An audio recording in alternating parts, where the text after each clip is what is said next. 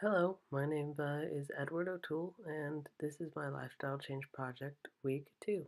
So, the three categories that I decided to change during the second week was the consumption of water I use, the amount of heat I use, and no driving. Starting off with my water consumption change, I decided to cut my total amount of water used by 50% on the days of Mondays and Wednesdays and Fridays. On these days, I woke up and hopped in the shower, and I only took 3-minute showers instead of my normal close to 10-minute showers. When taking these short showers, no problems showed up, and it was pretty easy. The reason why I usually take these long showers are for relaxing purposes. This graph, it shows you the precise liter per minute when showering and taking baths.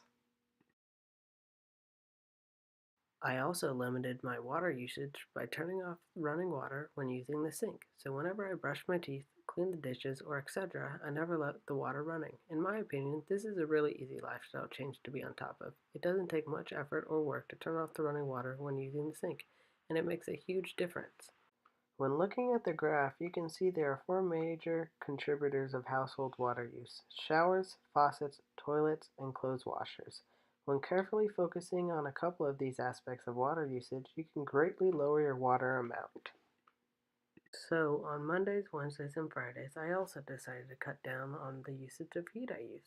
I usually keep my house at a nice 69 degrees Fahrenheit. We usually always mess with the thermostat, but for this lifestyle change project, week 2, we decided to cut it down by 4 degrees Fahrenheit. When looking at this graph, you can see how space heating is the top applicant for the use of energy in a home. It requires the most compared to everything else.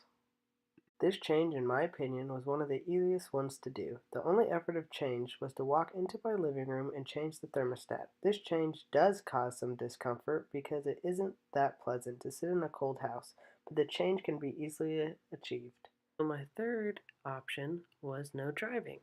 I conducted this change on the days of Tuesday, Thursday, and Friday. And I wanted to change this behavior of driving because I'm constantly always driving around and producing greenhouse gases through my car. So when conducting this change, I did find myself struggling over these days. I didn't realize how much I actually relied on my car on a normal basis.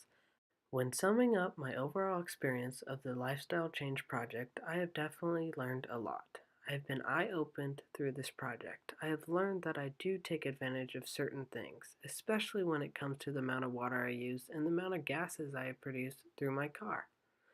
After this experiment, I do feel like I am going to try and change my behavior and better my footprint on the world. The world will never get better if you, the individual, doesn't change your actions. Through this project, it has showed me that my behaviors do affect the world in a negative way. And that is why I'm going to try my best to stay on top of these three categories of water consumption, heat usage, the amount of driving I do, because I just want the world to be a better place for everyone and for future generations to come.